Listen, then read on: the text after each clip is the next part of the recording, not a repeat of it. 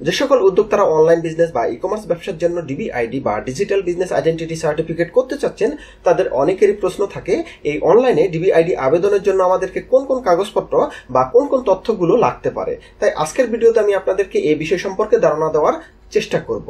তো অনলাইনে ডিবিআইডির জন্য আবেদনের ক্ষেত্রে যে কাগজপত্রগুলো লাগবে তার মধ্যে প্রথমটি হচ্ছে আবেদনকারীর জাতীয় পরিচয়পত্রের কপিটি লাগবে। একই সাথে আবেদনকারীর একটি বৈধ মোবাইল নাম্বার লাগবে। একই সাথে আবেদনকারীর একটি পাসপোর্ট সাইজের ছবি দিতে হবে। একই সাথে আবেদনকারীর টিন সার্টিফিকেট বা ট্যাক্স আইডেন্টিফিকেশন সার্টিফিকেটের কপিটি দিতে হবে।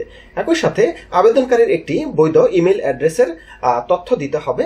একই সাথে যে প্রতিষ্ঠানের জন্য এই ডিবিআইডির জন্য আবেদন করা হচ্ছে উক্ত প্রতিষ্ঠানের ট্রেড লাইসেন্সের কপিটি দিতে হবে। এক্ষেত্রে ট্রেড লাইসেন্সের ব্যবসার ধরনের যদি ই কমার্স ব্যবসা বা আইটি ব্যবসা বা অনলাইন বিজনেস এগুলো থাকে সেক্ষেত্রে কিন্তু সেটি উত্তম হয়।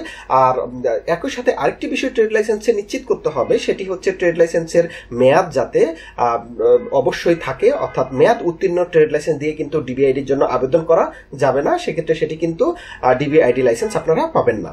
একই সাথে যে প্রতিষ্ঠানের জন্য এই ডিবিআইডির আবেদনটি করা হচ্ছে ওই প্রতিষ্ঠানের নামে একটি ব্যাংক অ্যাকাউন্ট থাকতে হবে, কারেন্ট অ্যাকাউন্ট থাকতে হবে।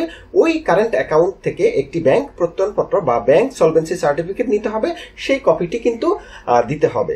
একই সাথে যে প্রতিষ্ঠানের ডিবিআইডির জন্য আবেদন করা হচ্ছে উক্ত প্রতিষ্ঠানের যে নিজস্ব ওয়েবসাইটটি রয়েছে সেই ওয়েবসাইটের লিঙ্ক বা ইউআরএলটি প্রদান করতে হবে।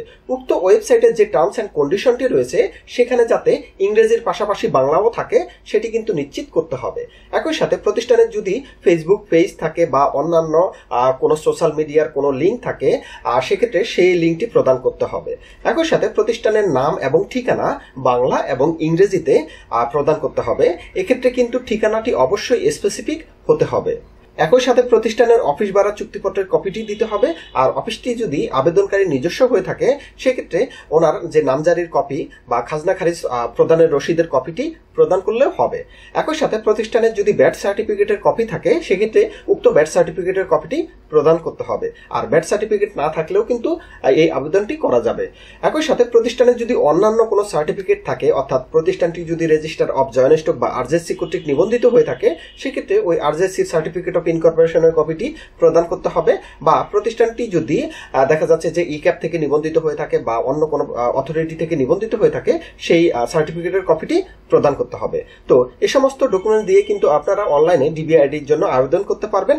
এই আবেদনের পরবর্তীতে কিন্তু এই আবেদনটি যথাযথভাবে করার পরবর্তীতে এই আবেদনটি রেজিস্টার অফ জয়েন্ট স্টকের কর্মকর্তারা এই আবেদনের কাগজপত্রগুলো যাচাই বাছাই করে দেখে তারা যদি সন্তুষ্ট হয় সেক্ষেত্রে আপনাকে কিন্তু এই ডিবিআইডি লাইসেন্সটি প্রদান করবে। তো এই বিষয় নিয়ে যদি আরো কোনো প্রশ্ন থাকে সেক্ষেত্রে অবশ্যই আপনারা আমাকে ফোন করবেন, আমি অবশ্যই উত্তর দেওয়ার চেষ্টা করব।